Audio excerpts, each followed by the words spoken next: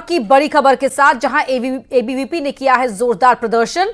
पश्चिम बंगाल सरकार के खिलाफ अखिल भारतीय विद्या परिषद ने ये प्रदर्शन किया है। संदेश खाली मामले में प्रदर्शन किया है एबीवीपी ने। ममता सरकार के खिलाफ प्रोटेस्ट किया है। कलेक्टर कार्यालय में जबरदस्ती घुसे कार्यकर्ता, चेकिंग के लिए लगा मेटल डिटेक्टर तोड़ दिया गया। पुलिसकर्मियों और अधिकारियों से यहां हाथापाई हुई है।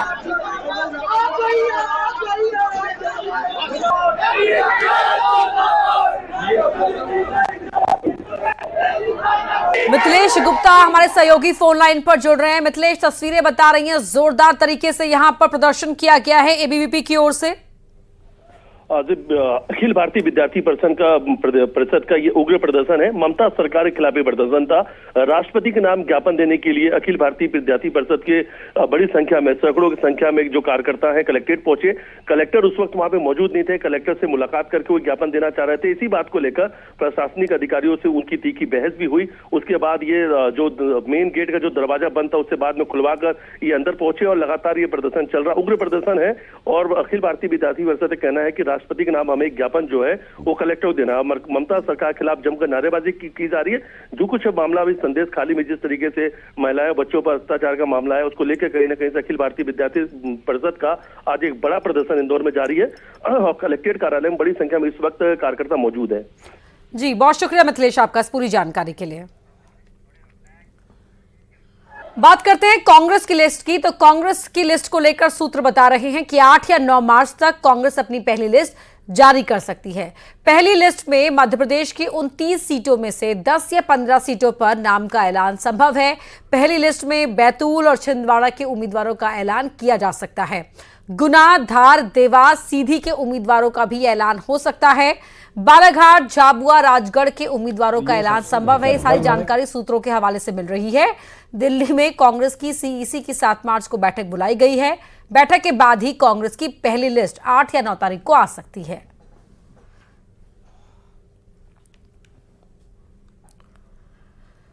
तो पहली लिस्ट में मध्य प्रदेश के 10 से 15 नाम हो सकते हैं। 29 सीटें हैं मध्य प्रदेश के अंदर और 24 सीटों पर बीजेपी ने अपने प्रत्याशियों की घोषणा कर दी है। और 10 से 15 सीटों पर अब जल्द ही कांग्रेस भी नाम की घोषणा कर सकती है। शैलेंद्र चौहान हमारे सहयोगी फोन लाइन पर जुड़ रहे हैं। शैलेंद्र, सीईसी की बैठक के बाद ही नामों का ऐलान होगा और करीब 15 सीटों पर घोषणा हो सकती है। देखिए, बिल्कुल 7 तारीख को जो बैठक होने वाली है वो सीईसी की बहुत अहम होगी, क्योंकि राहुल गांधी अपने 5 दिन की जो एमपी की यात्रा है, जो भारत जोड़ो न्याय यात्रा, इसको लेकर निकले हुए और अब उसके बाद पूरा फीडबैक उनके सामने आ चुका होगा। तो 7 मार्च को जो सीईसी की बैठक होगी उसमें एमपी के सभी नामों पर चर्चा होगी। खास करके 10 से 15 ऐसे नाम है जो कि सिंगल जिन पे सहमति बन चुकी है। तो इन सिंगल नामों पर निश्चित ही पार्टी एक राय बनाकर इनके टिकट फाइनल कर देगी। तो माना जा रहा है ये सूची आने वाले 2 से 3 दिनों में आ सकती है। तो जिसमें खास तौर पर ऐसे शहर जहां पर सिंगल नाम है, जैसे झाबुआ से कांतिलाल भूरिया हो, बालाघाट से हिना कावरे, धार से महेश कन्नौज, सीधी से कमलेश्वर पटेल, इंदौर से जीतू पटवारी, छिंदवाड़ा से नकुल, ये सब बड़े नाम है। तो लगभग ऐसा माना जा रहा है कि ये सब नामों की सहमति बन चुकी है और सीईसी में इस पे अंतिम मोहर लग जाएगी और उसके बाद पार्टी 1-2 दिन में प्रत्याशी घोषित कर देगी। बहुत शुक्रिया शैलेंद्र आपका इस पूरी जानकारी के लिए। और अब बात खंडवा की कर लेते हैं, जहां वारंटियों को पकड़ने गई पुलिस के साथ हाथापाई की गई है। वारंटी मुकेश बाबू और नरेंद्र बाबू को पकड़ने गई थी पुलिस की टीम। मुकेश और नरेंद्र के घर वालों ने पुलिस वालों से बहस की। शासकीय कार्य में बाधा डालने, मारपीट और जान से मारने की धाराओं में अब पुलिस ने केस दर्ज कर दिया है। तो वारंटियों को पकड़ने यहां पर पुलिस की टीम गई थी। वारंटी मुकेश बाबू और नरेंद्र बाबू को पकड़ने ये टीम पहुंची थी, लेकिन वहां पर मुकेश और नरेंद्र के घर वालों ने उनसे बहस की। न सिर्फ बहस की बल्कि हाथापाई भी हुई है। और ऐसे में शासकीय काम में बाधा डालने, मारपीट करने और जान से मारने की धाराओं में केस दर्ज किया गया है।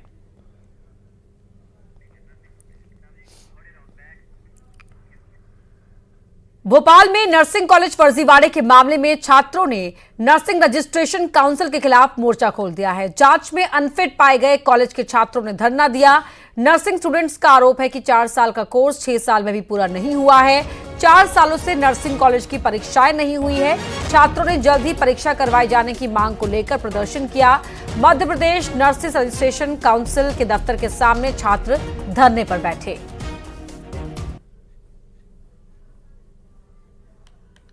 नर्सिंग कॉलेज में हुई अनियमितता के बाद अब छात्रों ने मोर्चा खोल दिया क्योंकि इनकी परीक्षाएं नहीं हो पा रही हैं। इनका भविष्य जो है अधर में लटका हुआ है। यहाँ पर प्रदर्शन करने पहुंचे बच्चे हमारे साथ मौजूद हैं, उनसे बात करेंगे। क्या कुछ मांगे हैं जिनको लेकर आप लोग प्रदर्शन कर रहे हैं? हाँ, हमारे एग्जाम को लेकर के। जी, कब से एग्जाम नहीं हुआ आप लोगों का? हम 19-20 वाला बैच है। हमारा फर्स्ट ईयर का एग्जाम हो चुका, सेकंड ईयर का एग्जाम हो चुका, थर्ड ईयर का एग्जाम उन्हें 3 साल लगा चुके हैं और ये सीबीआई चेकिंग के दौरान ही हमारे एग्जाम रोके गए हैं।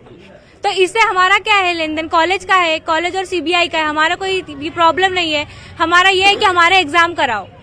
क्या कॉलेज प्रबंधन से या सरकार से आप लोगों की बात हुई? क्या कहते हैं वो लोग? हाँ, सरकार से हमारी बात नहीं हुई है। कॉलेज प्रबंधन की भी गलती है इसमें। उन्होंने पहले मान्यता दी थी एमपीएमएसयू ने और यूनिवर्सिटी ने, लेकिन अब रद्द करवा दी है उन्होंने। तो हमारा सरकार से ये मांग है कि हमारा भविष्य के बारे में अंधकार है।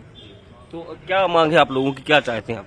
हम लोगों की मांग है सर कि हमारे एग्जाम कराया जाए, हमारे भविष्य के साथ खिलवाड़ ना हो कुछ भी तरीके से, चाहे एमपीएनआरसी, एमपीएनएसयू और राज्य सरकार हमारे भविष्य का जो है वो रिस्पॉन्सिबिलिटी लेके हमारा आगे क्या होगा, क्योंकि हम ऑलरेडी यहाँ पे 4 से 6 साल बर्बाद कर चुके हैं।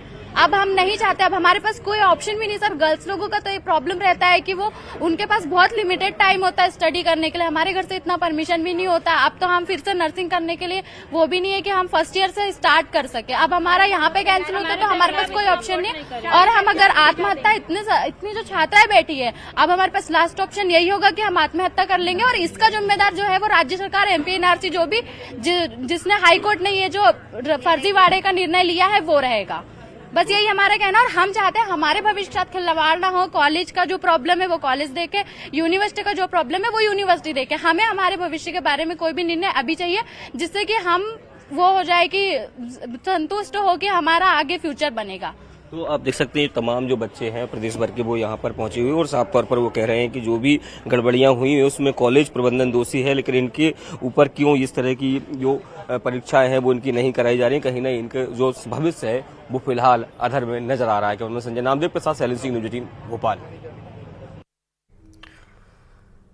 और अब बात करते हैं मेट्रो की नई रफ्तार की। भोपाल में 2 रेल परियोजनाओं का अनावरण किया जाएगा। लाल परेड ग्राउंड में ये कार्यक्रम होगा। रानी कमलापति से लेकर सुभाष नगर तक ये ट्रैक तैयार हो चुका है। मेट्रो का ट्रायल रन भी यहां हो चुका है। जल्द ही मेट्रो की सेवा यहां शुरू हो जाएगी। पुल बोगदा से करोंद तक एलिवेटेड 4.8 किलोमीटर मेट्रो लाइन का यहां पर निर्माण किया जाएगा।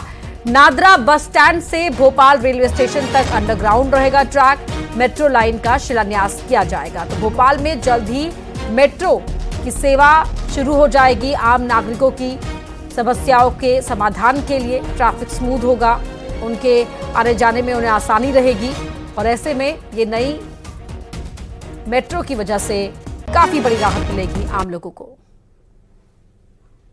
राजधानी भोपाल में यातायात को सुगम बनाने की दिशा में मध्य प्रदेश सरकार लगातार काम कर रही है और जो मेट्रो परियोजना है उसका आज विस्तार होने वाला है। 2 बड़ी परियोजनाओं का आज विस्तार होने वाला है। मुख्यमंत्री डॉक्टर मोहन यादव इन परियोजनाओं को आज अनावरण करने वाले हैं। पहली परियोजना जो है पुल बोगदा से करौंद तक होगी, एलिवेटेड रोड होगा। 4.8 किलोमीटर का मेट्रो लाइन का निर्माण होना है, जिसके दौरान 6 स्टेशन बनाए जाने, जिसकी लागत लगभग 650 करोड़ रुपए आने वाली है। अगर दूसरी परियोजना की बात करूं तो नादरा बस स्टैंड से भोपाल रेलवे स्टेशन तक का अंडरग्राउंड मेट्रो रेलवे लाइन डाली जानी है। इसकी दूरी लगभग 3.4 किलोमीटर हो रही है और लगभग 2 मेट्रो स्टेशन इस पर तैयार किए जाएंगे। इसकी कीमत जो लागत होगी वो 890 करोड़ होगी। हम आपको बता दें कि अब से पहले अगर रानी कमलापति से लेकर पुल बोगदा तक जो मेट्रो लाइन है वो तैयार हो चुकी है, उसका ट्रायल रन भी हो चुका है और जल्द ही इस इलाके में मेट्रो शुरू भी कर दी जाएगी। इस मेट्रो को आगे आने वाले समय में मध्य प्रदेश की राजधानी भोपाल के अलग अलग हिस्सों तक लेकर जाना और उसी कड़ी में आज का दिन बेहद खास रहने वाला है, क्योंकि 2 परियोजनाओं जिसमें पुल बोगदा से करौंद तक और नादरा बस स्टैंड से लेकर भोपाल स्टेशन तक जो नई परियोजना है उसका आज अनावरण मुख्यमंत्री करने वाले हैं। एक बड़ा कार्यक्रम जो है आयोजित किया गया है। आने वाले समय में चाहे वह दूसरे अन्य इलाके हैं उनमें भी इस मेट्रो रेल का विस्तार किया जाएगा। कैमरामैन संजय नामदेव के साथ शैलेंद्र सिंह, न्यूज़ 18 भोपाल। तो भोपाल से शैलेंद्र भदौरिया हमारे सहयोगी हमारे साथ लाइव जुड़े हुए हैं। तस्वीरों में आप देख सकते हैं। शैलेंद्र, अभी आपकी रिपोर्ट हमने दर्शकों को यहां पर दिखाई है किस तरीके से यहां पर ट्रैफिक स्मूथ हो जाएगा और आम लोगों के लिए ये बड़ी सौगात रहेगी, वो आपकी रिपोर्ट के जरिए दर्शकों ने देखा है। जरा आप बताएं अभी फिलहाल कार्यक्रम को लेकर वहां पर क्या तस्वीरें, क्या हलचल?